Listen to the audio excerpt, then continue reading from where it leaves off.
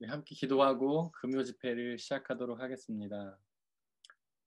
이 시간 우리와 함께 계시는 하나님, 당신은 말씀으로 역사하신 줄을 믿습니다. 말씀으로 온 우주 만물을 창조하셨고 말씀으로 이 온 우주 만물들을 운용하고 계신 줄을 믿습니다. 그 말씀이 육신이 되어 이 땅 가운데 오셔서 예수 그리스도가 되셨고 우리를 죄에서 구원하셔서 영원한 생명을 허락하신 줄을 믿습니다.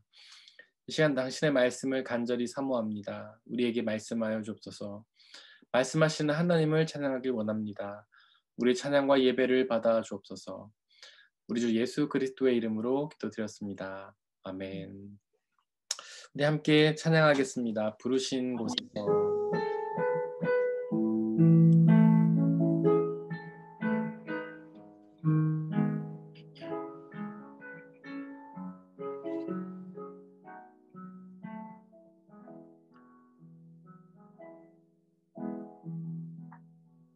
따스한 성령님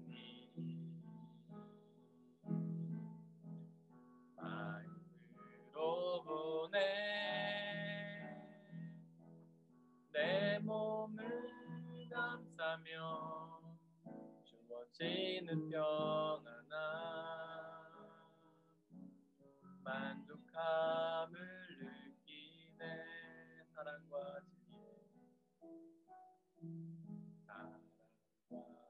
진리에 안주기 빛보내 내 몸을 감싸며 주어지는 평안함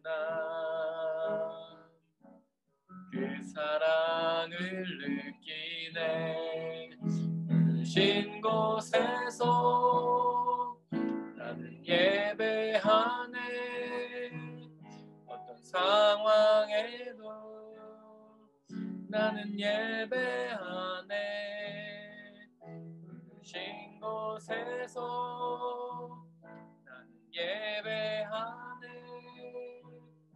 어떤 상황에도 나는 예배하네 따스한 성령님 따스한 성령님 마음으로 보내 내 몸을 감싸며 주어지는 평안함 만족함을 느끼네 사랑과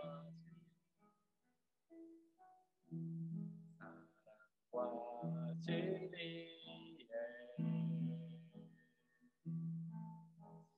안주기 빛보내 내 몸을 감싸며 주어지는 평안함 그 사랑을 느끼네 부르신 곳에서 나는 예배하네 어떤 상황에도 나는 예배하네 부르신 곳에서 나는 예배하네 어떤 상황에도 나는 예배하 부르신 곳에서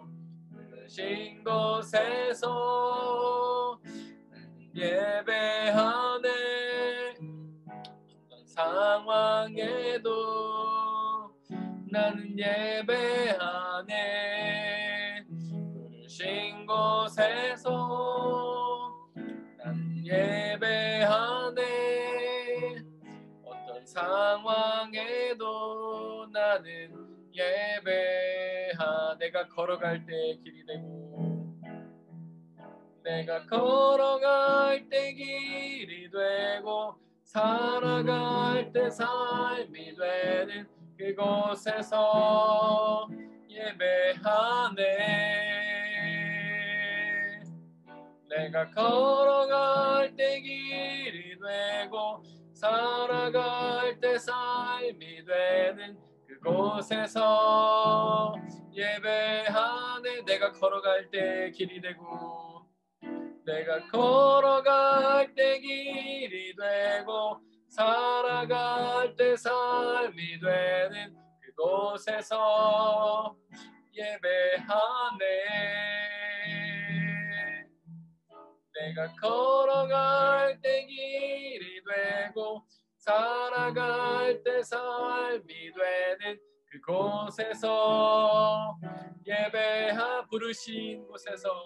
부르신 곳에서 나는 예배하네. 어떤 상황에도 나는 예배하네. 부르신 곳에서 나는 예배하네.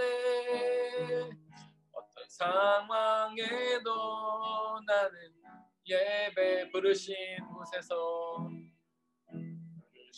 곳에서 나는 예배하네.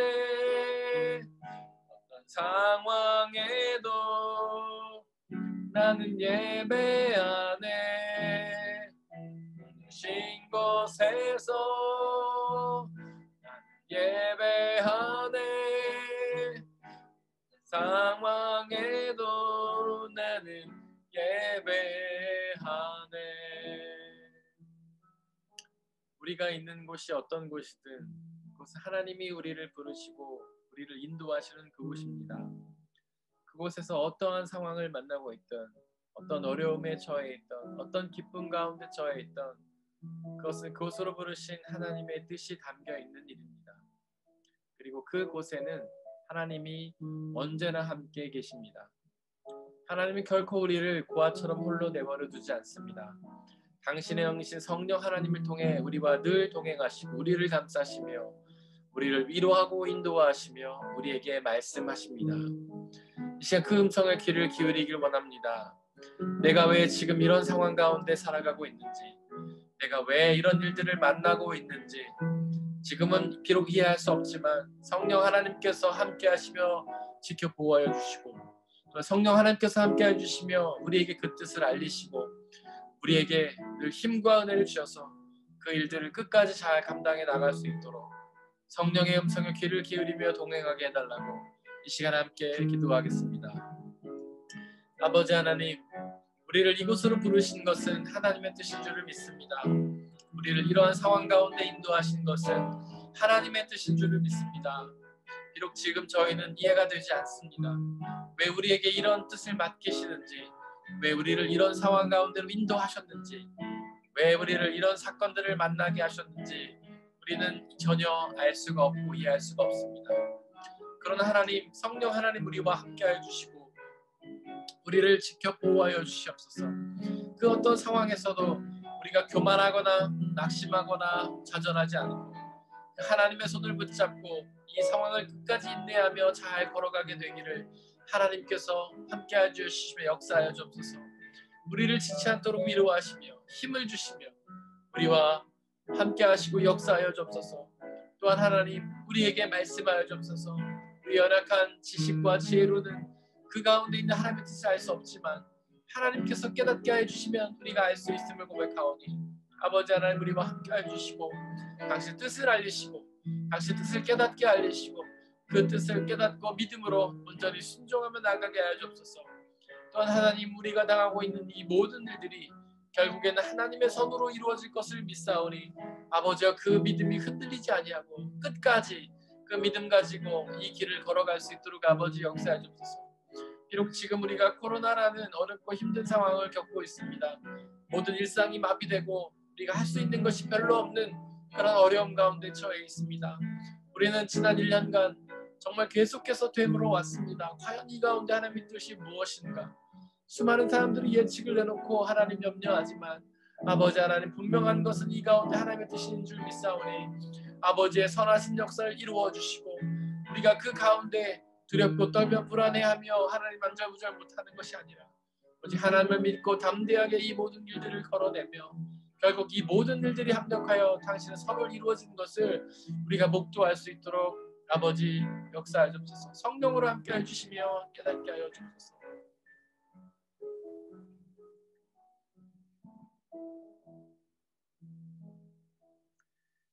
내 모든 소원 기도의 제목 찬양하겠습니다.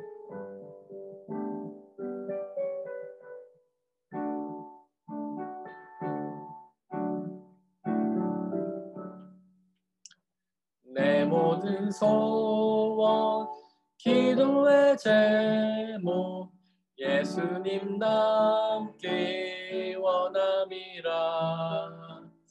예수님 영상 나 입기 위해 세상에 보아기 전에 예수님 남기 내가 원하네.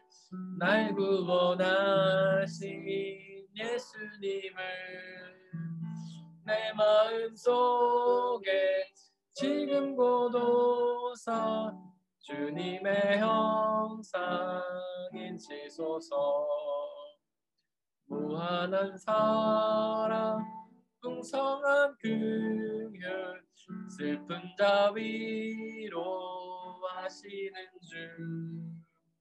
길 잃은 죄인 부르는 예수 그 영상 담게 하옵소서. 예수님 담기 내가 원하네. 날 구원하신 예수님을 내 마음속에 지금 고도사 주님의 형상 인치소서. 겸손한 예수 거룩한 주님 원수의 멸시 참으시사 우리를 위해 고난을 받은 구주를 담게 하옵소서. 예수님 담기 내가 원하네. 날 구원하신 예수님을 내 마음속에 지금 고도사 주님의 형상 인치소. 내 모든 소원 기도의 제목 예수님 닮기 원함이라. 예수님 형상 나 입기 위해 세상에 보아기 전에 예수님 닮기 내가 원하네. 날 구원하신 예수님을 내 마음속에 지금 고도사 주님의 형상 인치소서. 무한한 사랑 풍성한 긍휼 슬픈 자 위로하시는 주. 길 잃은 죄인 부르는 예수 그 영상 담게 하옵소서. 예수님 담기 내가 원하네. 날 구원하신 예수님을 내 마음속에 지금 고도사 주님의 형상 인치소서. 겸손한 예수 거룩한 주님 원수의 멸시 참으시사 우리를 위해 고난을 받은 구주를 담게 하옵소서. 예수님 담기 내가 원하네. 날 구원하신 예수님을 내 마음속에 지금 고도사 주님의 형상 인치소서. 믿음이 없이는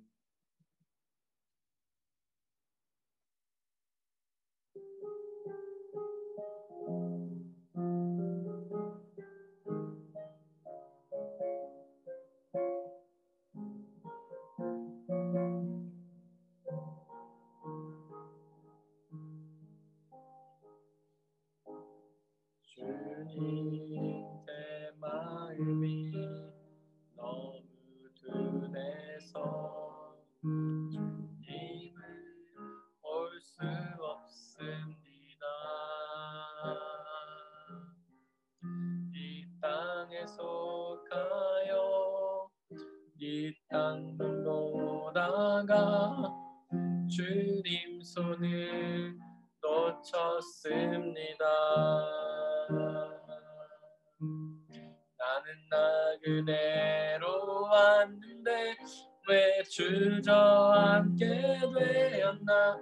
나는 정직인데 언제부터 내 삶의 주인이 되어버렸나.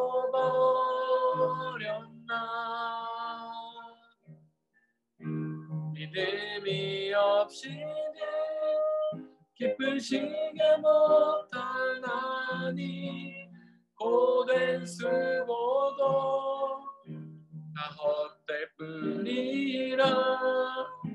믿음이 없어서 무너진 삶의 모든 자리에 다시 주님을 기다립니다. 주님 제 마음이 주님 제 마음이 너무 둔해서 주님을 볼 수 없습니다. 이 땅에 속하여 이 땅만 보다가 주님 손을 놓쳤습니다. 주님 제 마음이 너무 둔해서 주님 제 마음이 너무 둔해서 주님을 볼 수 없습니다. 이 땅에 속하여 땅만 보다가 주님 손을 놓쳤습니다. 나는 나그네로 왔는데 왜 주저앉게 되었나. 나는 정직인데 언제부터 내 삶의 주인이 되어버렸나.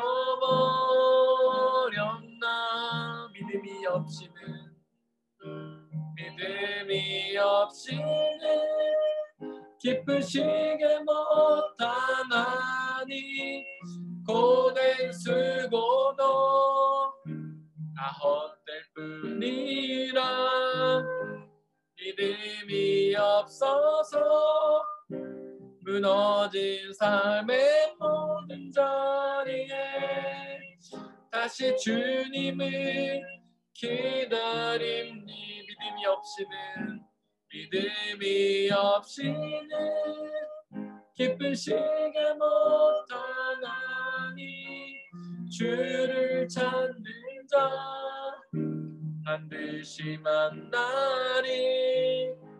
믿음이 없어서 무너진 삶의 모든 자리에 다시 주님을 기다리니. 주님 제 마음이 너무 둔해서 주님 제 마음이 너무 둔해서 주님을 볼 수 없습니다. 이 땅에 속하여 이 땅만 보다가 주님 손을 놓쳤습니다. 나는 나그네로 왔는데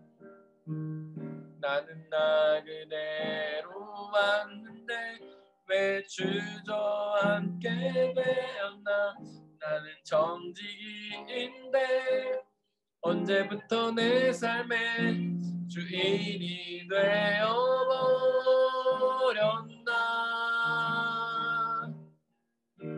믿음이 없이는 기쁘시게 못하나니 고된 수고도 다 헛될 뿐이라. 믿음이 없어서 무너진 삶의 모든 자리에 다시 주님을 기다립니다. 믿음이 없이는 기쁘시게 못하나니 주를 찾는 자 반드시 만나리. 믿음이 없어서 무너진 삶의 모든 자리에 다시 주님을 기다리. 믿음이 없이는 기쁘시게 못하나니 고된 수고도 다 헛될 뿐이라.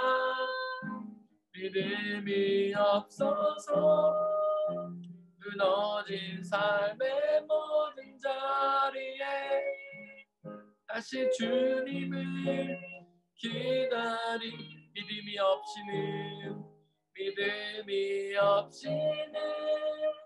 기쁘시게 못하나니 주를 찾는 자 반드시 만나리. 믿음이 없어서 무너진 삶의 모든 자리에 다시 주님을 기다립니다. 이 시간 함께 기도하기를 원합니다. 하나님이 우리에게 바라시는 것은 딱 한 가지뿐입니다. 바로 우리가 믿음을 갖는 것입니다. 우리가 바라야 할 것도 딱 한 가지여야 합니다.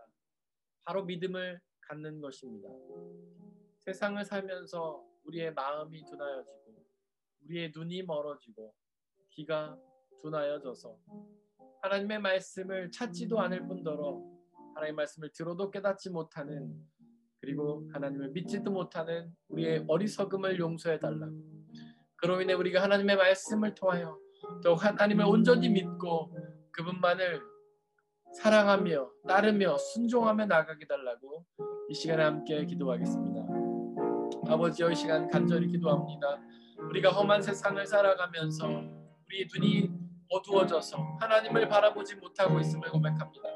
또한 우리의 마음이 둔하여지고 우리의 귀가 어두워져서 하나님의 말씀을 찾지도 않을 뿐더러 찾아도 듣지 않음을 고백합니다. 하나님의 말씀을 들으면서도 깨닫지 못하고 다른 생각이, 다른 고정관념들이 그 말씀을 장악하고 누름을 고백합니다. 그러나 아버지 하나님, 이 시간 간절히 기도하오니 성령 하나님 우리와 함께하여 주시고 하나님의 말씀을 사랑하며 집중하게 하여 주시고 그 말씀을 듣고 깨닫고 믿게 하여 주시고 그로 인해 말씀을 통하여 하나님 온전한 믿음을 갖게 하시고 하나님을 온전히 믿음으로 그 말씀 속에 있는 영원한 생명의 비밀을 받아 누리게 하여 주옵소서. 사단은 끊임없이 우리를 유혹하며 공격합니다. 우리에게 헛된 생각들을 집어넣고 우리의 마음을 흐트러 놓습니다. 그로 인해 하나님을 온전히 믿지 못하고 잡된 생각들과 잘못된 것들로 나가게 하는 사단을 하나님께서 물리쳐주시고 오직 하나님만 바라보며 의지하며 성령 하나님만 따르며 나아갈 수 있도록 우리의 마음이 온전히 믿음으로 채워질 수 있도록 아버지 하나님 역사해 주시고 은혜 내려주옵소서. 성령 하나님 이끌어 주시길 간절히 소망합니다. 온전한 믿음을 우리에게 허락하여 주시옵소서.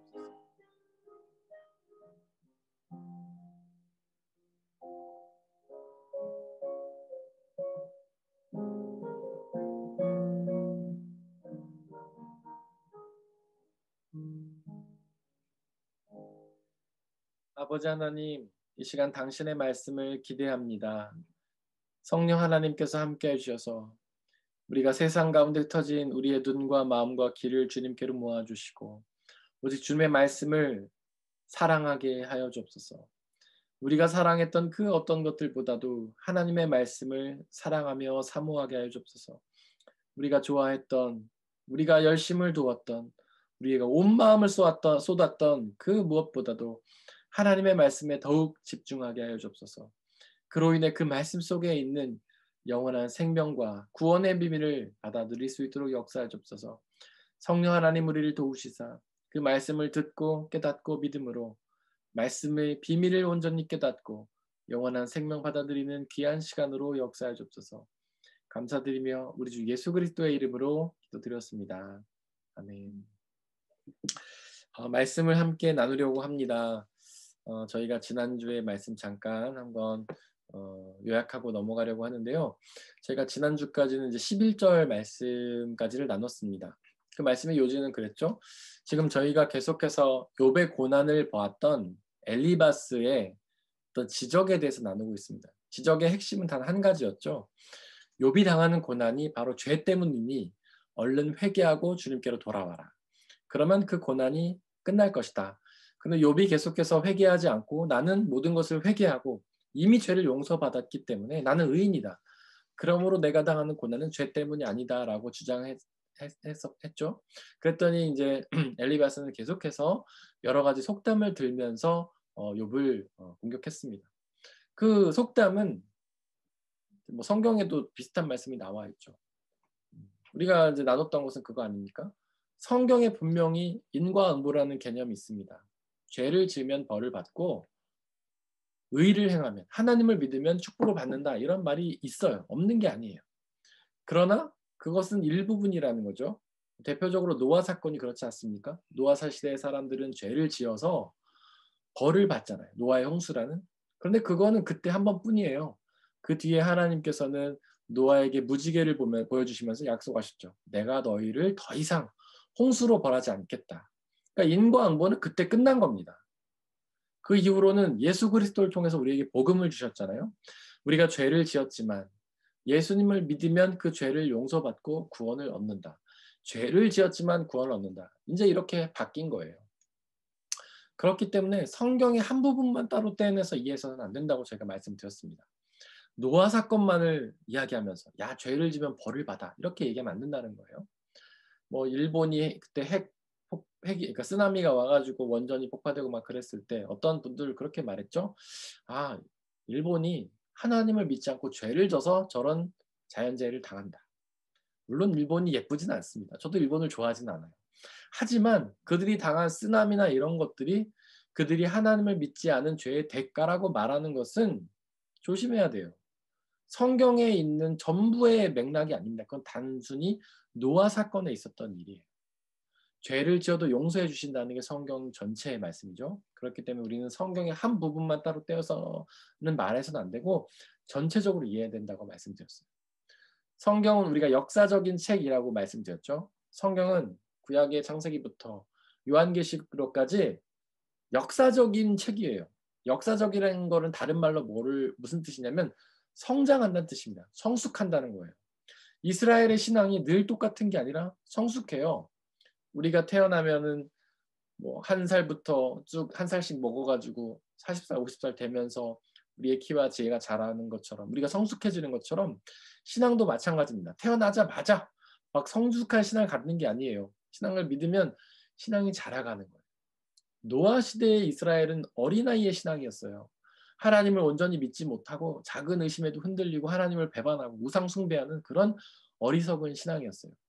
그러나 그의 신앙이 점점 자라지 않습니까? 복음서에 보면 제자들은 그래도 이스라엘보다는 조금 더 성숙한 신앙. 그리고 부활의 예수님을 만나고 성령의 충만함을 받은 사람들, 뭐 12제자들, 사도들, 그리고 초대교회 성도들은 그리고 사도 바울까지 해서 그들은 훨씬 더 성숙한 신앙을 가졌지 않습니까? 이렇게 신앙은 성장하는 거예요. 그런 성경의 역사적인 책이라고 말합니다. 그러니까 우리는 그런 성경 전체의 맥락을 통해서 성경을 이해해야지 이렇게 한 부분만 떼가지고 성경을 이해하면 문제가 생긴다는 거예요. 성경을 오해하게 되는 겁니다.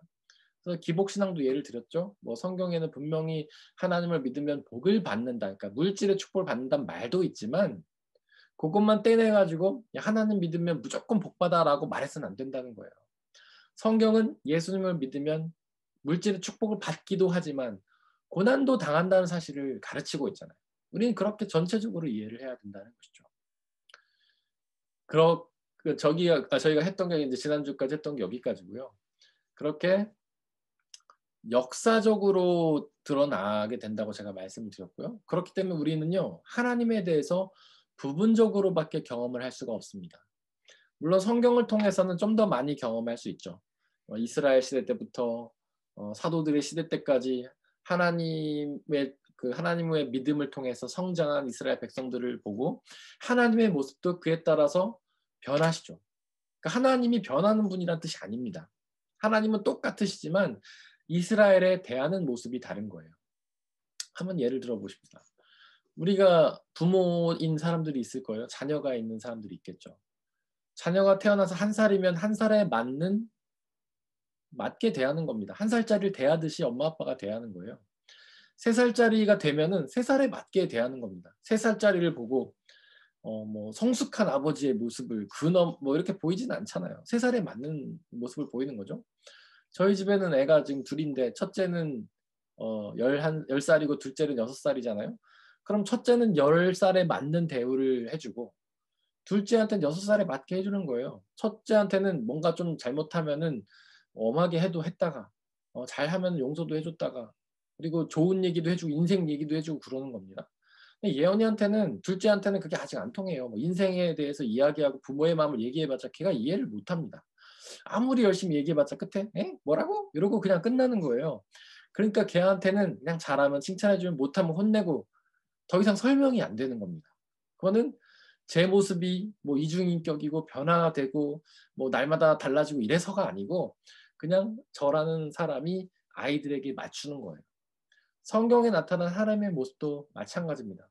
그분의 모습이 달라지는 게 아니에요. 뭐 이럴 때는 전쟁의 하나님이었다. 이럴 때는 용서하신 하나님이었다가 이런 것이 아닙니다. 하나님은 늘 같은 하나님이시지만 이스라엘의 신앙 상태를 보고 때로는 엄하게도 하셨다가 때로는 사랑과 자비와 은혜를 베푸셨다가 이렇게 하는 거예요. 구약시대 이스라엘은 너무 신앙이 어렸습니다. 그들에게 설득이 안 통했어요.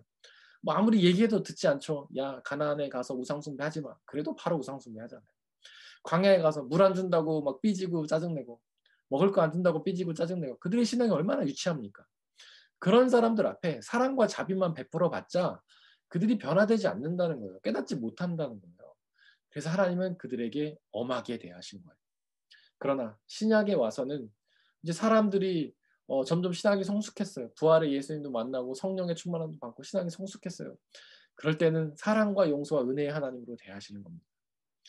그 하나님을 우리는 단지 부분적으로 경험할 뿐이에요. 성경에 있는 모습만 우리는 경험할 수 있을 뿐입니다. 아마 여러분들도 그렇게 하나님의 모습을 부분적으로 경험했을 거예요. 우리가 서로 모여서 얘기를 하다 보면은 서로 각자 받은 은혜가 다르지 않습니까? 각자 경험한 하나님의 모습이 다르잖아요. 그건 하나님의 모습이 달라서가 아니라 하나님이 각자에 맞게 역사하시고 은혜를 주시기 때문에 우리가 서로 받은 은혜가 다른 것뿐입니다. 어떤 그 신학자가 그렇게 표현을 했어요. 하나님은요, 하나님을 안다는 것은 마치 장님이 코끼리를 더듬는 것과 같다라고 얘기를 했어요. 한번 장님이 코끼리를 더듬는다고 한번 상상을 해보십시오. 근데 눈을 감고서 어떤 사람은 다리만 만질 수 있을 거 아니에요. 코끼리가 너무 크니까 한 번에 코끼리 전체를 만질 수는 없잖아요. 다리만 만지고 또 다른 사람은 꼬리만 만지고 다른 사람은 코만 만지고 다른 사람은 귀만 만지고 그럴 거 아닙니까? 그 모습이 서로 다르잖아요. 다리를 만진 사람은 야, 그 계속 이렇게 움직이고 좀 딸딱하고 굵은 게 약간 그래, 막 이렇게 얘기할 거 아닙니까? 근데 꼬리를 만진 사람은 무슨 소리야? 얇고 길어. 근데 엄청 막 왔다 갔다 거려. 이렇게 얘기할 거 아니에요? 근데 코를 만진 사람은 그렇게 얇진 않은데 길긴 한데 조금 두껍고 끝에서는 축축한 것도 나오고 이럴 거 아닙니까? 서로 경험한 모습이 다른 거예요. 느낌이 달라요. 그러나 코끼리라는 전체적인 것은 같은 거죠. 우리가 서로 경험한 하나님이 다릅니다. 이스라엘이 역사적으로 성장해 가면서 경험한 하나님이 달라요. 부분적으로만 경험할 뿐이지. 우리의 삶을 통해서도 우리가 어렸을 때 만난 하나님과 지금 만난 하나님은 좀 다르게 느껴지실 거예요. 그건 하나님이 달라서가 아니라 우리가 그렇게 하나님을 부분적으로만 경험했기 때문입니다. 그렇기 때문에 내가 경험한 하나님과 저 사람이 경험한 하나님이 다르네? 에이, 저 사람 틀렸어. 라고 해서는 안 되는 거죠. 그 사람의 경험한 하나님에 대해서도 귀 기울여 들어줄 수 있어야 되는 거예요. 물론 제가 좀 이따 한번 설명하겠지만 검증은 필요합니다. 하지만 내가 만난 하나님만이 다라고 얘기해서는 안 돼요. 또한 우리가 성경을요, 전체적으로 읽어야 돼요. 한 부분만 읽고 하나님은 이런 분이야 라고 판단하면 안 됩니다. 그래서 우리는 성경을 끊임없이 읽어야 되는 거예요. 우리가 맥체인 성경 읽지 않습니까? 그걸 따라서 읽으면은 1년에 구약은 한 번, 신약은 2번 읽는데 이렇게 성경을 전체적으로 계속 읽어야 돼요. 그래야지 그나마 뭐 성경도 하나님에 대해서 완전히 설명하고 있지는 않지만 그나마 성경에 기록되어 있는 하나님을 우리가 좀 더 통전적으로 이해할 수 있는 것입니다. 제가 방금 이야기를 했죠. 성경도 하나님에 대해서 다 말하고 있지 않다라고 얘기했어요. 그것에 대해서 조금 오해하실 수 있는 부분들이 있을 것 같아서 제가 조금 더 설명을 드리겠습니다. 제가 이미 설명을 드린 적도 있어요. 아마 아시는 분들 계실 거예요. 이거는 바르트라는 신학자가 말한 겁니다. 이분은 말씀의 삼중구조를 말했어요. 필기가 썩 잘 되지는 않네요. 잘 안 보이실 수도 있겠는데 그래도 한번 적어보겠습니다. 말씀은 3중의 구조를 가진다라고 얘기했어요. 첫 번째는요. 하나님의 계시. 계시라는 거는 오픈바rum이죠. 감춰진 게 드러나는 뜻이에요. 하나님이 그동안 말씀하지 않으셨던 것을 말씀하신다 이런 뜻이에요. 그러니까 하나님의 뭐 말씀이라고 이해해도 괜찮습니다. 이거는 하나님의 말씀하신 거예요. 직접 하신 거예요. 두 번째 구조는 뭐냐면요. 기록된 말씀이에요. 하나님께서 계시하신 것, 하나님이 하신 말씀이 기록되어 있는 거예요. 바로 성경이라고 할 수 있죠. 구약 성경은 이거를 예언이라고도 표현해요. 예언. 그러니까 성경에 있는 예언은 미래를 내다보는 말이 아닙니다. 하나님의 말씀 자체를 의미하는 거예요. 예언. 그래서 예언자는 하나님의 말씀을 전하는 사람이죠. 근데 이 기록된 말씀은 예언자들이 선포하고 예언자가 기록을 하기도 하고 뭐 저자가 따로 있기도 하죠. 이건 기록한 사람이 따로 있어요. 하나님이 계시하신 말씀을 누군가 썼어요. 사람이라는 도구를 통해서 필터를 통해서 기록이 되었습니다. 그런데 하나님의 말씀은 온전하시죠. 완전해요. 전능하신 하나님께서 말씀하신 거기 때문에. 근데 사람이 불완전해요. 쓰다가 보니까 조금 거기서 실수가 생겨요. 이건 우리가 뭐 오류나 뭐 이렇게 얘기하지 않고 실수라고 해요. 사람이니까. 그래서 하나님의 말씀을 기록하다가 오타가 나거나 기록상의 문제가 생기기도 하고 그렇습니다. 이거는 복음서가 분명히 말하고 있어요. 복음서는 4개의 복음서가 예수님의 사건에 대해서 조금씩 디테일해서 다르게 보고하잖아요. 예를 들면 탕자의 비유, 예수님이 말씀하신 탕자의 비유. 마태복음에서는 둘째가 탕자인데 누가복음에서는 첫째가 탕자예요. 이거는 서로 기록이 좀 차이가 나는 거죠. 뭐 오타나 실수가 있었던 겁니다. 이거는 하나님의 계시, 말씀이 문제가 있어서가 아니라 이 사람이 적다 실수를 한 거예요. 자, 그리고 세 번째 말씀 뭐냐면 선포된 말씀입니다. 이 선포된 말씀 뭐냐면 이 성경, 예언을 가지고 저 같은 사람이 전하는 거예요. 이건 설교죠, 설교. 우리 교회에서 예배 시간에는 기록된 말씀과 선포된 말씀이 다 있어요. 성서 낭독 있죠. 1, 2, 3 낭독. 그거는 기록된 말씀을 낭독하는 거예요. 선포된 말씀은 제가 설교하는 겁니다. 이게 말씀의 삼중구조예요. 이 말씀의 삼중구조. 그런데 하나님의 계시가 제가 아까 그 얘기했죠. 기록된 말씀이 하나님의 계시를 온전히 담고 있지 못하다. 하나님의 모습을 온전히 담고 있지 못하다. 하나님은요. 당신의 모든 것을 말씀하신 게 아니에요. 필요한 말씀만 하신 것이죠. 하나님이 자기의 모습을 다 알리시고 전 역사를 다 알리신 게 아니죠. 예를 들면 창조 때에 빛이 있어라라고 하셨지. 거기다 얘들아 내가 빛을 어떻게 창조했냐면 뭐 이렇게 뭐 있으라고 말을 했고 뭐 자세한 프로세스를 적은 게 아니잖아요. 근데 빛이 있어라라고만 적혀 있잖아요. 그러니까 하나님이 하신 모든 일들에 대해서 하나님의 필요한 말씀만 하신 겁니다. 그러니까 기록된 말씀이 보다는 하나님의 계시가 훨씬 더 자세하게 설명이 되어 있지만 기록된 말씀은 그 중에서 필요한 것만 적혀 있는 거예요. 그러니까 기록된 말씀인 성경이 하나님의 모습을 온전히 말하고 있지 못해요. 그러니까 우리가 성경을 아무리 읽어도 하나님의 전체 모습을 알 수 없어요. 다 담고 있지 않기 때문에. 그리고 우리는 부족하잖아요. 일단 쓸 때도 이 사람의 연약함 때문에 하나님의 모습이 온전히 표현되지 못했을 뿐만 아니라 읽는 우리도 연약하잖아요. 부족하잖아요. 지혜가 모자르잖아요. 그러니까 이 기록된 말씀을 읽고도 온전히 이해하지 못해요. 그러니까 우리는 성경을 아무리 열심히 읽어도 하나님의 모습을 완전히 이해할 수는 없는 겁니다. 그나마 많이 이해할 수는 있지만 완전히 이해할 수는 없는 거예요. 결국 우리는 이 세상에서 하나님을 부분적으로만 이해할 수 있습니다. 그렇다면 언제 명확하게 이해할 수 있을까요? 바로 마지막 날에 예수 그리스도께서 이 땅에 다시 오시는 재림의 날에 이 세상 사람들을 모아서 심판을 하시죠. 그럼 그때 새하늘과 새 땅이 열리고 하나님 나라가 와요. 그 땅에 가서 바로 우리는 하나님을 온전히 알게 됩니다. 고린도전서 13장 12절에서 바울이 이렇게 말해요. 지금은 우리가 거울로 영상을 보듯이 희미하게 보지만 그때에는 얼굴과 얼굴을 마주하여 본 것입니다. 지금은 내가 부분적으로 알지만은 그때에는 하나님이 나를 아신 것 같이 내가 온전히 알게 될 것입니다. 지금은 하나님을 온전히 알 수 없다는 거예요. 근데 이제 바울은 거울로 영상을 보는 것처럼 희미하게 본다라고 얘기를 했는데 사실 우리는 지금 거울이 되게 좋죠. 그래서 거울로 보면은 얼굴에 있는 뭐 잡티 다 보이잖아요. 하지만 옛날에 바울 시대에는 거울이 그렇게 좋지 못했어요. 바울의 얼굴을 보면은 뭐 자세히 보이는 게 아니라 그냥 희미하게 형상이 보였다고 해요. 그러니까 그걸 보고도 자기 얼굴을 알아볼 수 없는 거죠. 그것처럼 하나님을 희미하게 볼 수밖에 없다는 거예요. 우리가 아무리 이 성경 말씀을 열심히 읽고 이 말씀을 온전히 이해한다고 해도 그 하나님을 부분적으로만 이해할 수 있을 뿐이지 온전히 이해할 수 없다. 하지만 그때에 마지막 날에 예수 그리스도께서 재림하시고 우리가 하나님 앞에 서는 그날에 우리는 하나님을 온전히 알게 될 것입니다. 아마 여러분들은 궁금한 게 많을 거예요. 하나님이 도대체 어떤 분이신가?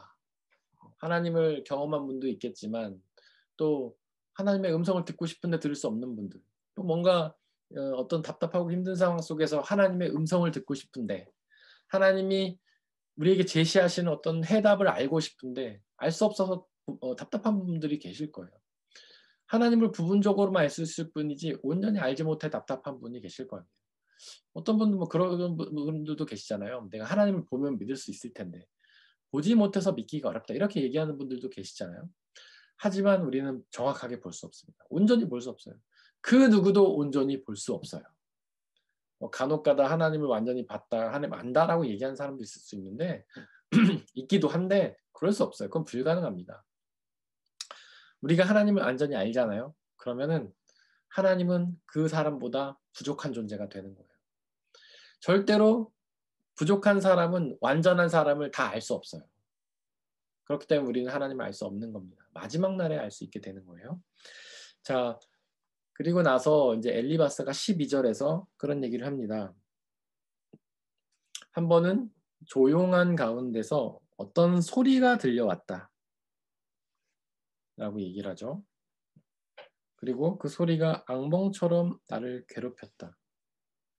뭔가 신비한 경험을 했다는 거예요. 신비한 소리를 들었다는 거죠. 어떤 표현이 정확한지 모르겠는데 우리가 어떤 특별한 영상을 보는 걸 환상을 봤다고 하잖아요. 특별한 소리를 들은 거를 환청을 들었다라고 표현할 수도 있는데 그 환청이라는 게 좀 우리한테는 다른 의미로 쓰이잖아요. 뭔가 없는 소리인데 잘못 들었다라고 표현하기도 하잖아요. 어쨌거나 뭔가 신비한 소리를 들었다는 것이죠. 신비한 경험을 했다는 겁니다. 근데 그렇게 경험을 했더니 두려움과 떨림이 엄습을 했대요. 물론 이제 신비한 경험을 하면 두려운 건 사실이죠. 그런데 성경에서 어떤 두려움을 경험한다는 거는 하나님을 경험했다는 뜻이에요. 제가 여러 번 이것도 설명을 했는데 성경에는 거룩한 두려움이라는 게 나오죠. 누미노제라고 해요. 우리가 성경을 자세히 읽어보면 모세가 시내산에서 하나님을 만났을 때 어떤 불이 붙었지만 타지 않는 털기나무를 통해서 하나님 만났을 때 모세가 두려웠다고 얘기해요. 그리고 시편을 보면 시편에도 끊임없이 하나님 경험이 두렵다는 표현이 나옵니다. 자세히 읽어보세요. 하나님 경험은 두려운 거예요. 왜냐하면 하나님은 거룩한 분이시기 때문에 거룩한.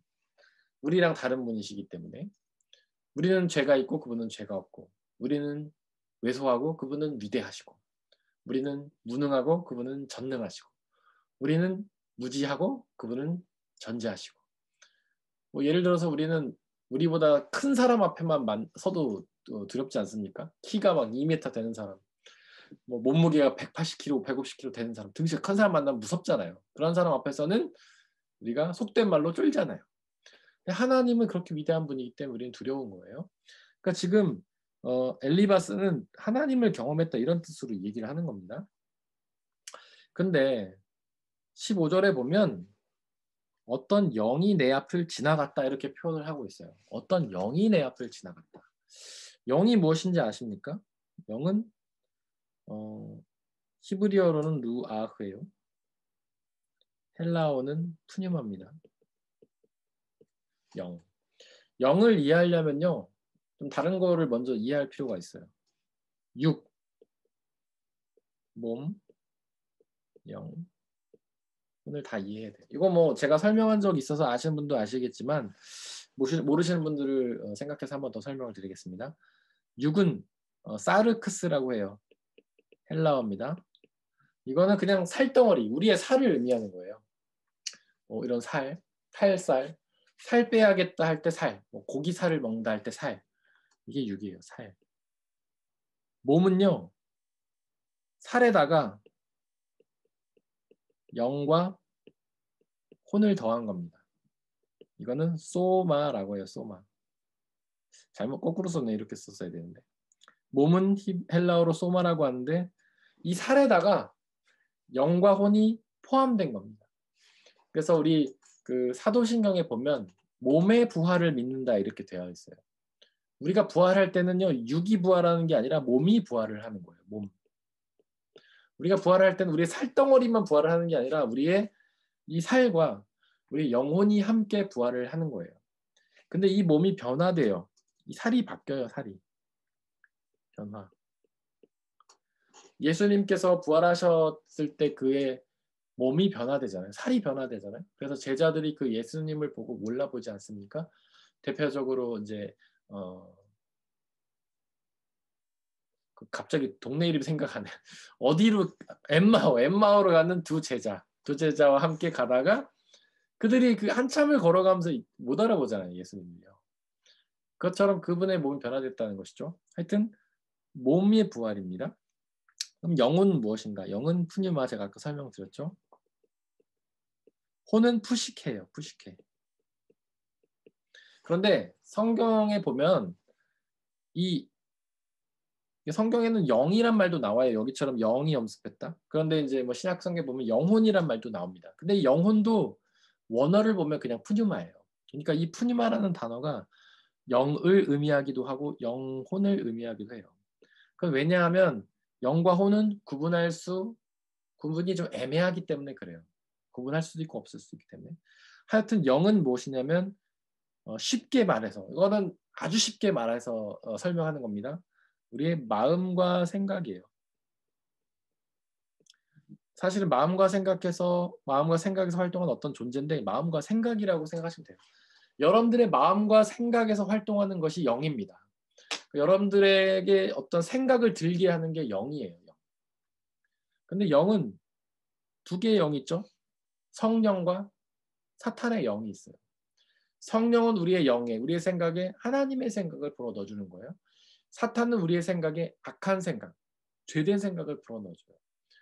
여러분들 아무리 믿음이 좋아도 맨날 하나님 생각만 하지 않잖아요. 우리는 죄된 생각도 하잖아요. 하나님을 의심하기도 하고 불안에 떨기도 하고 공포를 느끼기도 하고 어떤 우리의 신앙이 흔들리기도 하고 뭔가 돈이나 명예나 권력이 없어서 무서워하기도 하고 이게 이제 우리의 생각이 드는 건데 사탄이 주는 생각이에요. 혼은 뭐냐면 이 생각은 여기서 핵심은 내게 아니라는 겁니다. 누군가 집어넣는 거예요, 우리 마음에. 근데 혼은요, 그 컴퓨터 엔터키와 같아요. 이 머릿속에 드는 생각을 내 걸로 만드는 게 혼이에요. 그러니까 생각이 들어온 거는 내게 아니에요. 사탄과 성령이 준 거예요. 근데 거기서 혼이 결정을 내리는 순간 내게 되는 거예요. 엔터를 치는 거죠. 근데 이게 이제 구분이 되기도 하고 안 되기도 하고 그래서 영혼인 거예요. 그래서 여러분들의 머릿속에 무슨 생각이 들었다고 죄책감을 가지실 필요가 없어요. 그거를 결정하는 순간 여러분들의 죄가 되는 거예요. 근데 어떤 영이 지나갔다. 근데 영은 몸이 없어요. 살이 없어요. 영은 우리에서 마음과 생각에서 활동하는 존재예요. 살이 없어요. 근데 어떻게 봤을까요? 엘리바스는. 사람은 영을 볼 수 없어요. 영이 지나가는 걸 봤대요. 굉장한 이야기죠. 신기합니다. 한번 물어보고 싶어요. 엘리바스를 만나면 어떻게 봤을까? 16절에 보니까 영이 멈춰 섰대요. 또 봤대요. 모습을 알아보기 수가 없대요. 영이 있긴 있는데 알아볼 수가 없대요. 형체가 어렴풋이 눈에 들어왔대요. 놀랍습니다. 영은 보이지 않는데 본다라고 주장해요. 우리가 성령을 바람이라고 표현하잖아요. 성령을 바람. 바람이라고 표현한 이유는 뭐냐면 눈에 볼 수 없지만 분명히 존재하기 때문에 바람이라고 표현하는 거예요. 성령은 볼 수 없어요. 하나님은 영이시니 예배하는 자가 영과 진리로 예배할지니라. 거기서 핵심은 하나님은 볼 수 없다는 거예요. 성경 그렇게 말하잖아요. 하나님 본 자는 다 죽는다. 그런데 놀랍게도 엘리바스는 영을 봤다라고 이야기해요.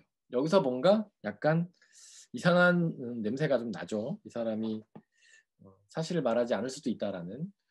근데 사실 성경에서도 그렇지만 지금도 마찬가지고 구약 성경에서도 마찬가지고 뭔가 하나님을 봤다. 하나님의 영을 보았다. 하나님의 음성을 들었다라고 얘기하는 사람들 중에서 거짓 예언자들이 참 많다는 거예요. 성경에 보면 예레미야 시대 때 하나냐도 그랬고요. 자기가 하나님을 경험했다. 하나님을 봤다. 하나님의 음성을 들었다고 주장했는데 하나님은 그가 거짓 예언자라고 선언하세요. 그러니까 사실은 보지 않았는데 봤다라고 얘기하는 거겠죠. 왜냐하면 볼 수 없는 존재인데 봤다라고 하는 것이니까. 근데 우리가 여기서 유의를 해야 됩니다. 누군가 하나님의 계시를 받았다고 하면 무조건 믿어서도 안 돼요. 무조건 거부해서도 안 되지만 무조건 믿어서도 안 돼요. 반드시 검증이 필요한 겁니다. 무엇을 통해 검증해야 돼요? 바로 성경 말씀을 통해서. 아까 제가 말씀의 삼중구조 말씀드렸죠. 1번 하나님의 계시, 2번이 성경, 3번이 설교 이렇게 설명을 드렸죠. 계시가 임하면요. 성경을 통해서 검증을 해야 돼요. 왜냐하면 성경은 이미 하나님께서 선포하셔서 기록을 해 놓으셨던 거잖아요. 하나님은 한 분이시고 그분은 신실하시고 처음과 나중이 같으시고 말을 바꾸지 않는 분이고 거짓말하지 않는 분이잖아요. 그러니까 그분이 한 말은요. 한 맥락 속에 늘 있는 거예요. 똑같은 말은 아니더라도 같은 맥락 속에 있는 거예요. 누군가 하나님의 말씀을 들었다, 보았다, 계시를 받았다라고 하면 반드시 이 성경에 기록된 다른 말씀을 통해서 검증을 해야 돼요. 그것과 일맥상통하는지 맥락이 같은지를 봐야 돼요. 엘리바스는 이따가 나누겠지만 그가 계시를 들었다면서 한 이야기는 뭐냐면 바로 인과응보였어요. 죄를 지으면 고난을 당한다라는. 그런데 제가 아까도 말씀드렸지만 그게 성경 전체의 맥락과 맞습니까? 아니죠. 노아라는 부분에서는 맞아요. 그러나 성경 전체의 맥락과는 다릅니다. 특별히 복음과는 완전히 다르죠.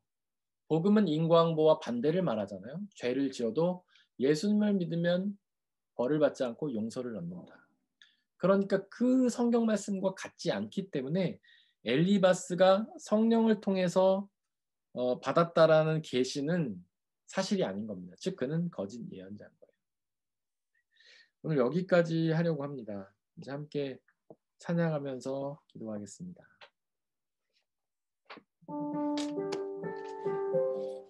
하나님 말씀으로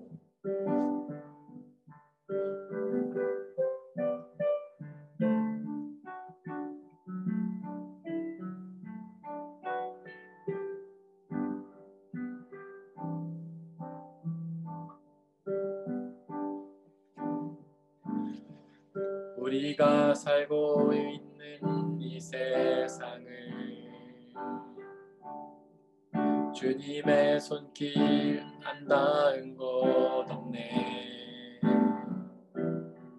주님의 말씀을 갈망하는 우리에게 하늘의 비밀 알려주시네.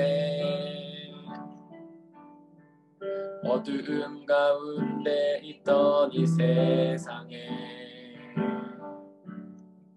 빛으로 오신 하나님의 아들, 그의 말씀을 믿는 모든 이들에게 하늘의 영광 비춰주시네. 하나님 말씀으로 하나님 말씀으로 아버지 마음으로 나 달려갑니다.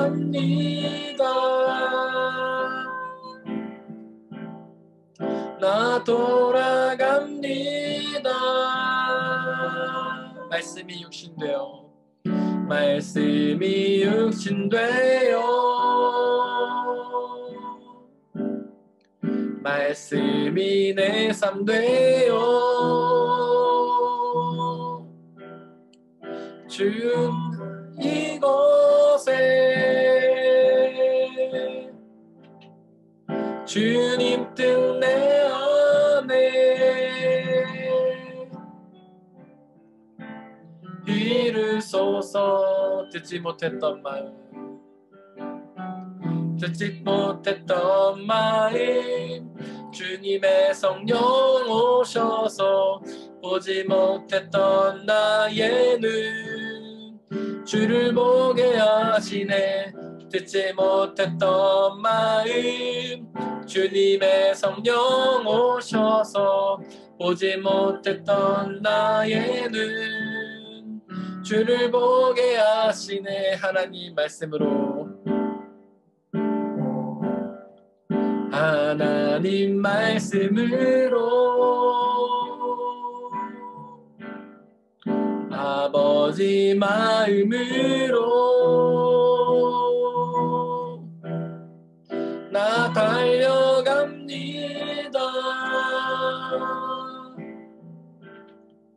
나 돌아갑니다. 말씀이 육신되어 말씀이 육신되어 말씀이 내 삶 되어 주 나라 이곳에 주님 내 안에 이르소서. 이 시간 함께 기도하길 원합니다. 우리가 오직 붙잡아야 될 것은 다른 것이 아닙니다. 우리는 우리의 마음이 어떤 환상이나 계시에 빼앗길 때도 많지만 우리는 오직 하나님의 말씀에 집중해야 합니다. 하나님은 이미 이 성경 말씀을 통해서 우리에게 필요한 모든 말씀들을 다 계시해 놓으셨습니다. 우리는 그곳을 통해서 하나님의 말씀을 알 수 있습니다. 하나님의 뜻을 깨달을 수 있습니다. 온전히 그 말씀을 통해서 하나님을 경험하고 깨닫게 해달라고 성령 하나님 우리와 함께 하셔서 그 말씀을 집중하여 읽고 또 깨닫고 믿을 수 있는 은혜를 달라고 이 시간 함께 기도하겠습니다. 아버지 하나님, 우리가 다른 것에 마음을 빼앗기지 않고 오직 하나님의 말씀에 집중할 수 있는 놀라운 시간 허락하여 주옵소서. 하나님은 이미 당신에게 있는 그 말씀을, 우리에게 필요한 모든 말씀을 이 성경 말씀을 통해서 계시하시고 기록해 두신 것을 우리가 믿습니다. 아버지, 우리가 다른 것에 마음을 두고 빼앗기지 아니하고 오직 하나님의 말씀에 집중하게 하여 주옵소서. 하나님, 그러나 이 하나님의 말씀조차도 우리에게 너무나 버겁고 위대한 것임을 고백합니다. 아무리 읽어도 온전히 이해할 수 없음을 고백합니다.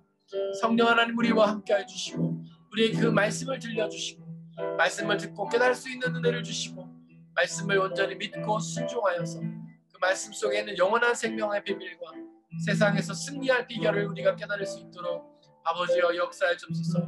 성령 하나님, 우리와 늘 함께해 주시고 이 세상 그 무엇보다도 하나님의 말씀을 더욱 사모하며 말씀에 집중한 우리가 될 수 있도록 아버지 역사해 주옵소서. 하나님을 사랑한다면서 하나님의 말씀을 외면하는 오류를 범하지 아니하고 오직 하나님의 말씀에 집중하며 하나님의 말씀을 읽으며 나아갈 수 있는 우리가 될 수 있도록 아버지 하나님 역사해 주고 성령 하나님 주옵소서.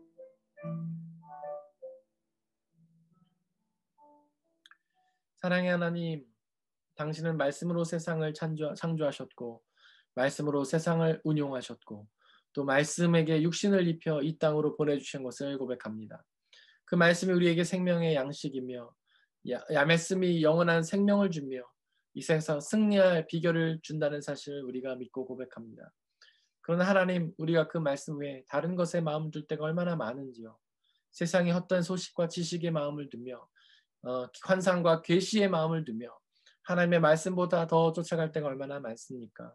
그러나 하나님의 말씀이 아니면 우리는 영원한 생명을 얻을 수 없고 세상에서도 승리할 수 없는 것을 고백하오니 아버지여, 이 시간 우리가 온전히 하나님의 말씀을 사모하며 그 말씀을 주야로 묵상하고 나아갈 수 있도록 아버지 역사해 주옵소서. 성령 하나님, 우리와 함께해 주시고 그 말씀을 우리에게 들려주시고 말씀을 깨우쳐 이해하고 믿게 하여 주시고 그로 인해 말씀해 주시는 영원한 생명과 참된 기쁨과 행복과 평안을 받아들일 수 있도록 은혜 내려 주옵소서. 우리 주 예수 그리스도의 이름으로 기도드렸습니다. 아멘.